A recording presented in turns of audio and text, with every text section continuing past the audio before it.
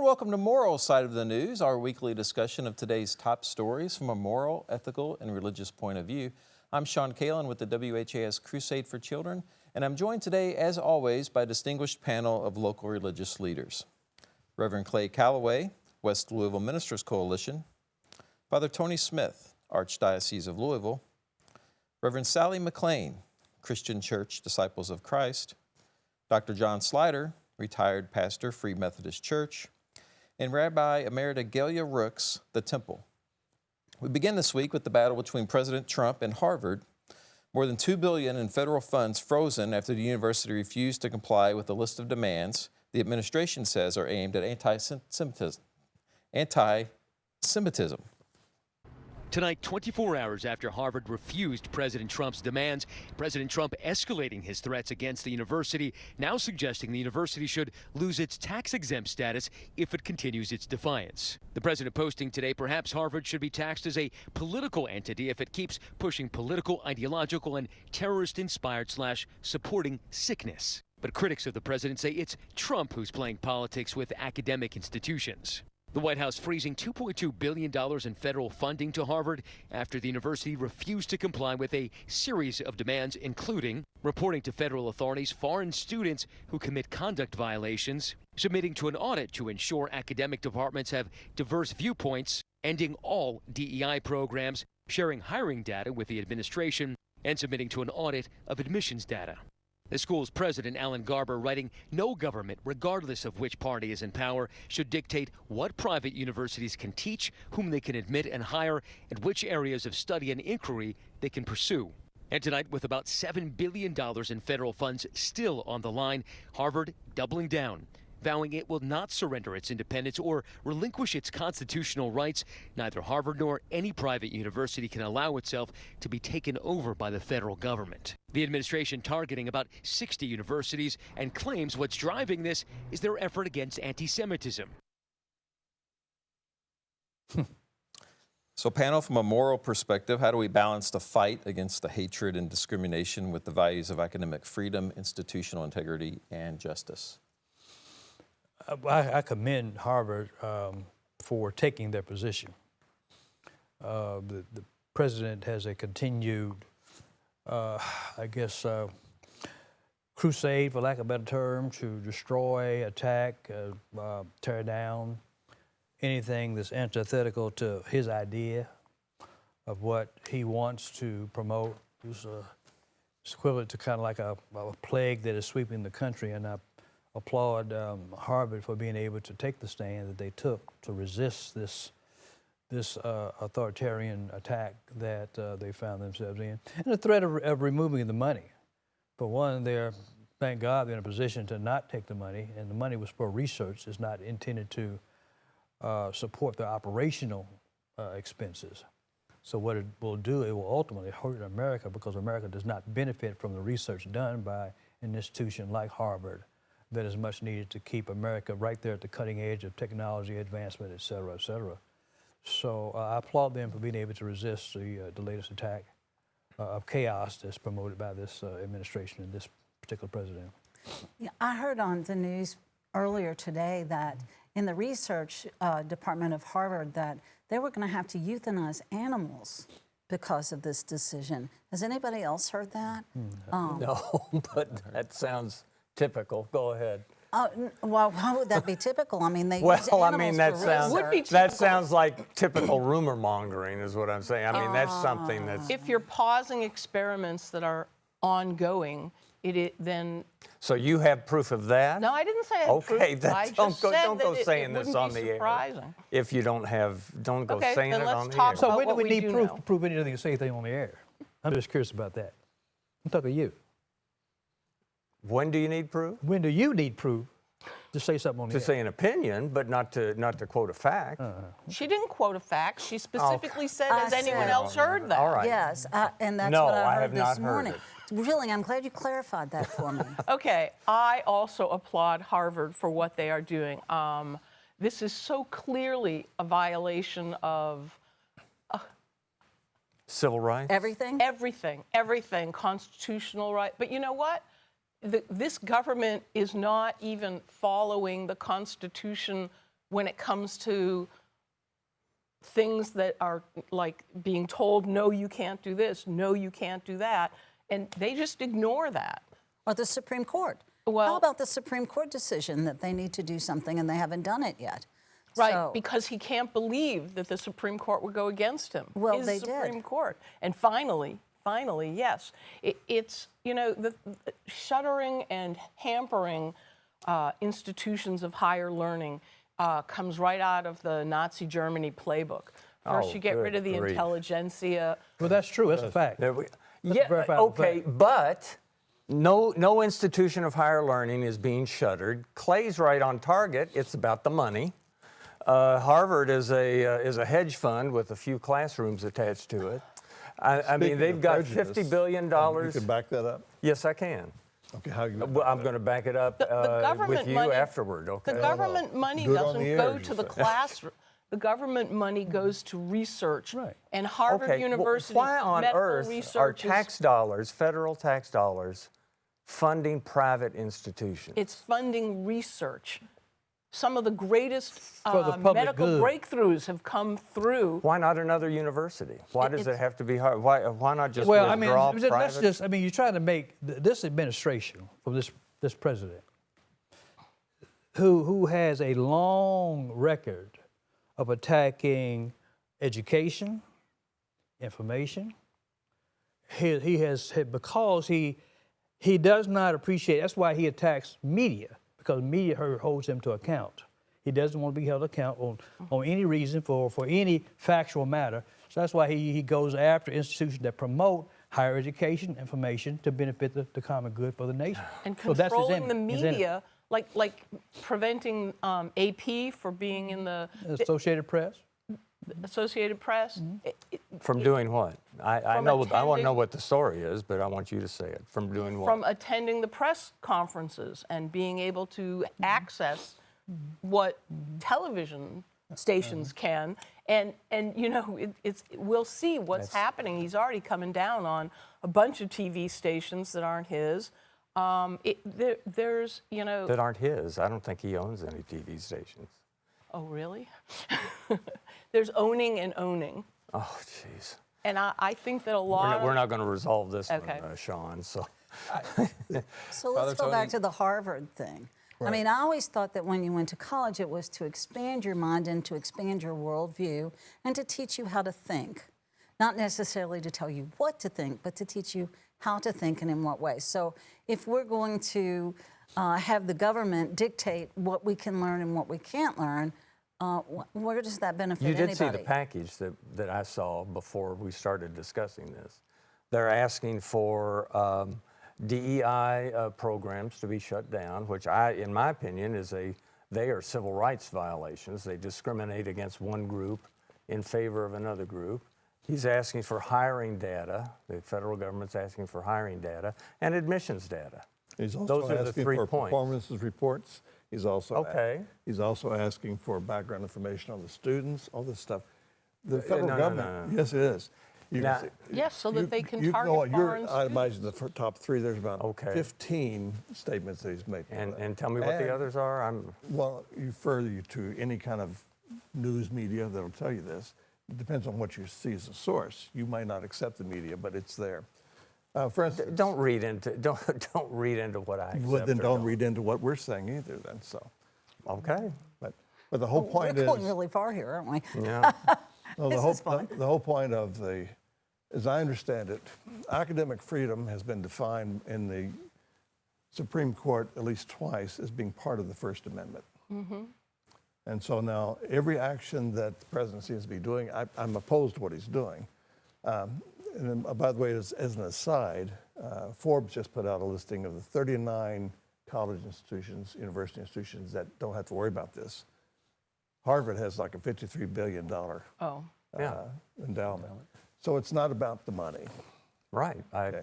No, you said it was about the money. No, I said, well, Clay and I were agreeing it is about the money. No. I want to be clear. We don't agree.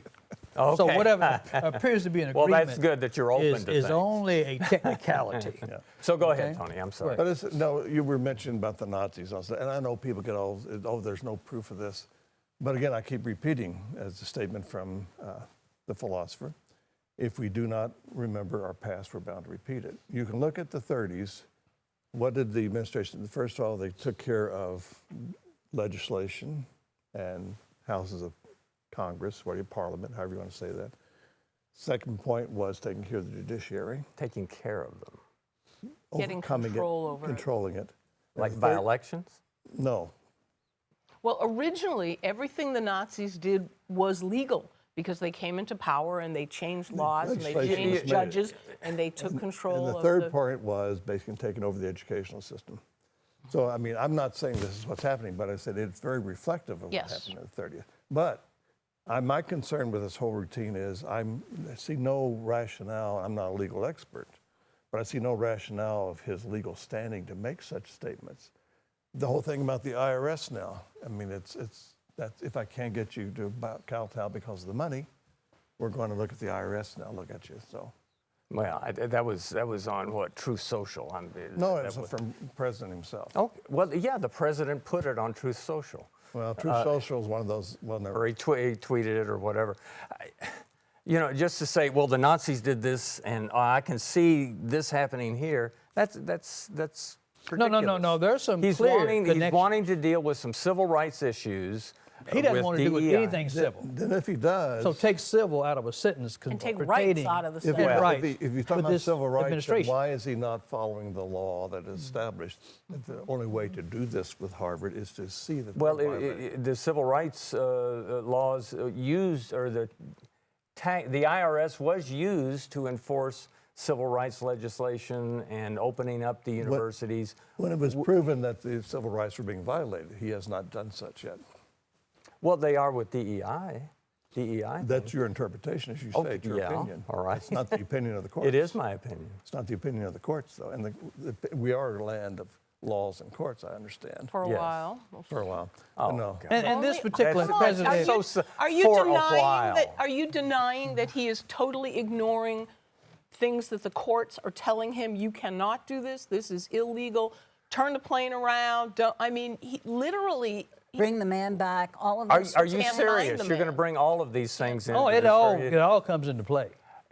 All of it. Okay, totally ignoring the courts. No, I don't think he's totally ignoring the courts. Only when they don't agree with what he wants. Well, you just said totally ignoring Yes. the courts. No. A direct statement from the Supreme Court. This On- is illegal. You may not do this. On this Harvard defunding No. or the free? On What?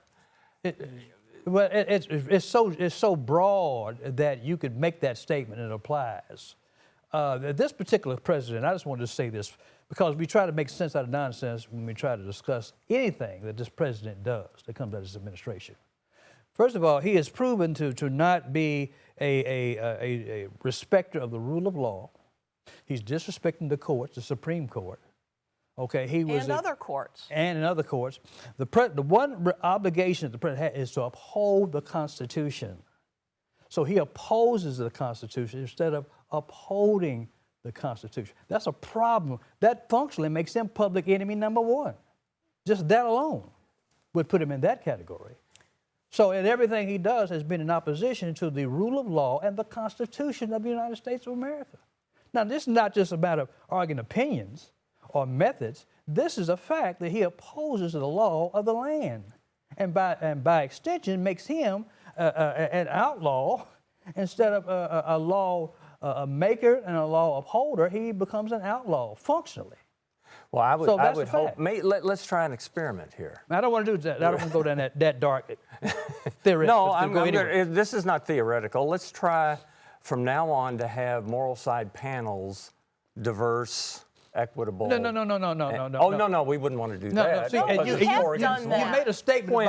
about moral side. When I came on, there was only one other woman who was ever on the show. But there's always been only one other conservative. No, that's not I don't know true. what that is. either. I don't know what conservative is. Yes, I don't know what that Oh, is. that's not true. I don't know what that Come is. on, they were all conservatives.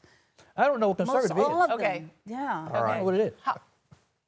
Do you want Happy to move Easter, everyone. Yeah. When you say conservative, I don't know And what we it haven't is. even talked about the Okay, I global know you economy don't. yet. Yeah, but Have we it's talked not about- biblical. Have we talked about us Oh, come playing on. with the global and have we- economy? and the national economy. But what I was going to say is, oh gosh, now I've. Well, you all are so dug in. I will admit I'm dug in on my Well, position. we can't resolve it. 4 of us won. Harvard is going to that's do what what it it does was. with its money. Next topic. Voting rights, what they're doing, this administration is trying to really hamper voting rights in just state by state But by state. again, back to the Harvard routine. I Okay. think what will come of this, my prediction is we'll see another court case. Well, And it'd be interesting to see how many lawsuits are against the present administration for all of what we're talking about here. Because every time he does something of this nature, the president or the administration Well, and does it, I think, there are lawsuits. Now, in effect, he anticipated that. Or I think he did too. And the courts have proven to be the saving grace, ironically enough, even though he stacked the courts. But the courts have a measure of integrity that is showing itself over and over again. God willing. So I'm beginning to applaud and appreciate the function of the courts. It'll be slow And going. the attorneys. Absolutely. The attorneys have been given such a bad rap for forever and ever and ever. And now they're proving to be our saving grace, if there is a saving And the grace attorneys from this. general of each. And yes, so, you know. Well, Sean, I'm not putting you on the spot about encouraging diversity on this panel, but we'll see how For that those who can't develops. see it, that's fine. Tony's half the time conservative, aren't you? At least. I'm two neither. issues. Neither. I know. That's why I'm saying you're both. You're not neither. You're both.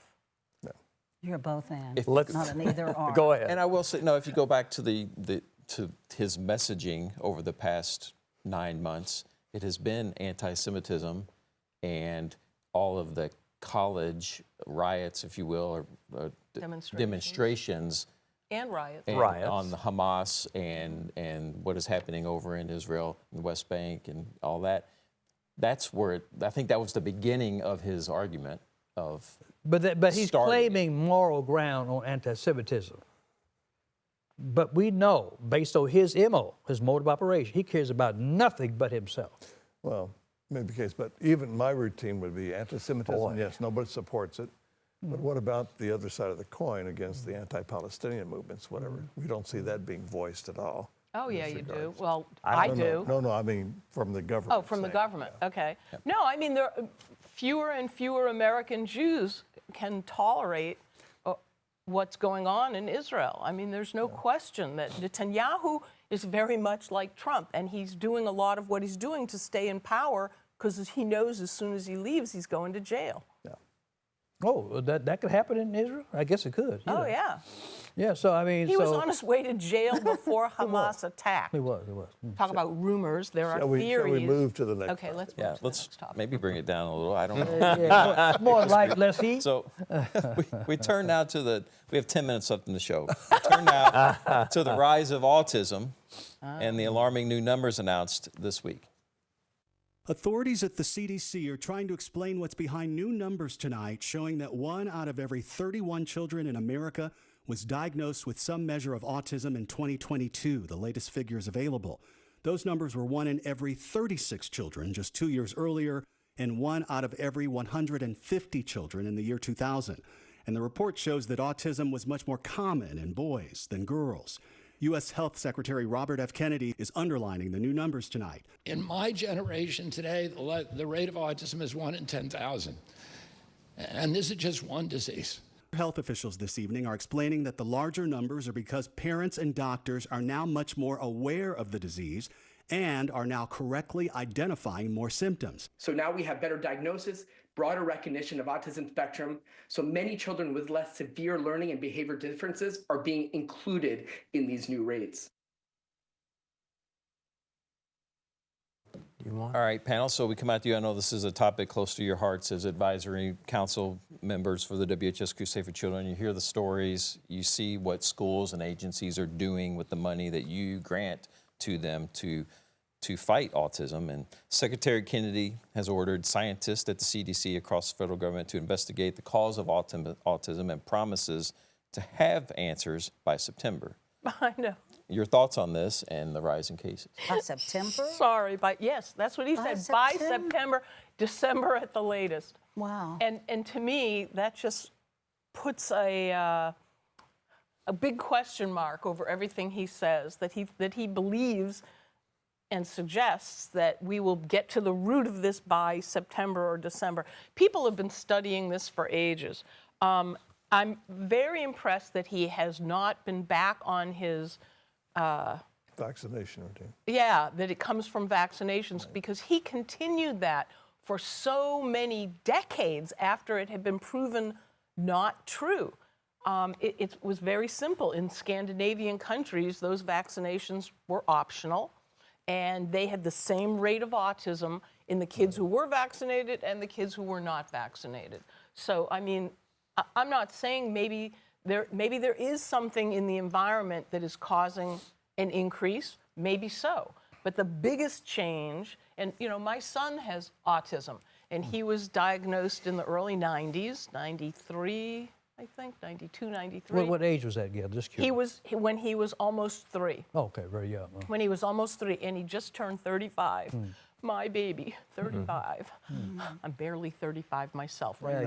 Just a babe. Anyway. A babe in Well, arms. Right. This is why I would applaud, in a sense, Right. the movement that let's now put the powers that be and the money that be into really, truly Okay, looking at so this. I was a psych major undergraduate, and I Right. also have a doctorate in pastoral counseling. Right. And obviously, especially since the early 90s, a particular interest in autism. Right. And the diagnosis of autism, the definition, when I was an undergraduate in the olden days, is totally different It's fluid. than what it was, than what it is, what it became, and it keeps Right. changing. And so a lot of it really is a difference in the change in diagnosis means the numbers are greater because it's a much broader thing. I mean, When I grew up, I never heard the word. Yeah. I mean, it wasn't. It there wasn't was a no household word growing diagnosis. up in the Yeah, you know, there, so- there was nothing, and there were children that were just, they either couldn't learn very well, or you know, they had some sort of other issue. The first one I ever heard of was Temple Grandin, and there's a movie about this woman whose mother worked with her when she was 4 and she still wasn't speaking. She turns out to be a genius. I mean, she's an absolute genius. So, you know, now that they're learning more about it and can diagnose it and can work with it, which we're learning through Crusade as well when we do the grants, we're being taught how people are trying to deal with this now in an educational way that these children can contribute to society. I was just going to say, I met Temple Grandin. I drove to Cincinnati to hear her speak. She was kind enough to meet with us afterwards, as long as it was a room that didn't have fluorescent lighting, which is you know, very common. The flickering of fluorescent lighting, a lot of people with autism can see, and it's very disturbing. She, at that time, was the first person to get a driver's license with a diagnosis of autism. And so my son was very young, and they said he's never going to drive, he's never going to live on his own, he's never going to be able to go to college, you know. And he's been living on his own for quite a while. He has a master's degree from the Hebrew Union College in American Jewish History. He's very bright. He's a fabulous teacher. And you know, every time he needed to be, every time he went to a new school or whatever, they would want a re-diagnosis. And we always hoped that, you know, we'd get him down from the moderate to severe to moderate to mild. No, never happened. And he also didn't speak until, you know, we took him for speech therapy, and that's when we found out that he had autism. They did a full diagnostic. So part of it is the increased diagnosis and increased awareness. And research. It goes back to the first topic, the importance of research that helps us to better understand. We all look through a glass dark, like the scripture says, but then face to face. So all of us are, over time, we have more and more light, more and more information, more and more research. It yields better results. So we can better respond and treat those who have maladies that we didn't know about a generation ago. They didn't know that Muhammad Ali was dyslexic till many years later. Right. They knew he had some learning challenges, but here he was a brilliant person in many respects. But he had a malady that was resident there. They didn't discover it until much later after he became a world champion. Probably had retired. So research and cutting that recognizing the research. value of science along the way has a great benefit. And cutting Well, that research would. I think we all appreciate you sharing your personal story. I think we all kind of knew privately, but thank you very much for sharing that. And that kind of broadens a view for me, the change of definition. I had never been aware of that. We've sat in on schools and other agencies that serve autistic children, provide care for, or whatever you want to say. I do think there is some sort of broadening of the category and maybe better ways to diagnose. There's a lot of variables in the increase. There may be environmental things. I like the aggressive nature of Secretary Kennedy saying, you know, we're gonna go at this. It may be unreachable, but then you can either say, okay, let's go at it and try to find an answer as quickly as we can, or, oh, let's give up and don't do anything. So I don't think anybody's there. I think everybody wants to setting find a goal, way yeah, to but make these if you children. don't set a goal for something, and I'm not arguing in favor okay. of Secretary Kennedy or that particular date, I'm just saying it's a good way to say let's get on with it and try to find an answer. That's one of the points I agree with you, but Secretary Kennedy, Secretary.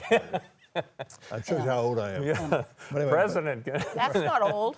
But anyway, the routine in regards to what he was saying, I heard him say things, you know, those who have autism can't do this, can't do that. He went through.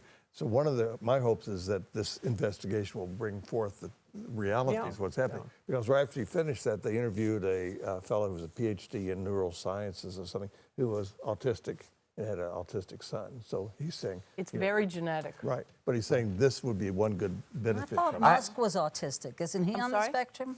Elon Musk, isn't he on the Many spectrum? people I believe that. I think they do. Somewhere.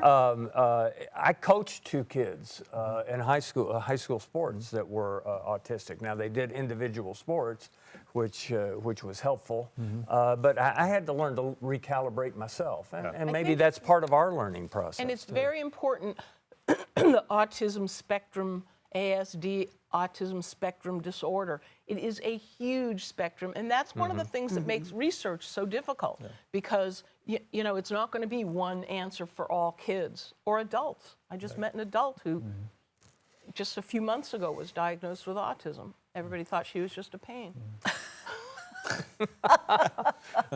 Oh, don't go there. Don't go there, John. Don't go there. Yee. It is Easter Sunday. Happy Easter. And we're ending Passover Saturday night and Sunday, depending on the tradition. We don't have time to go into it.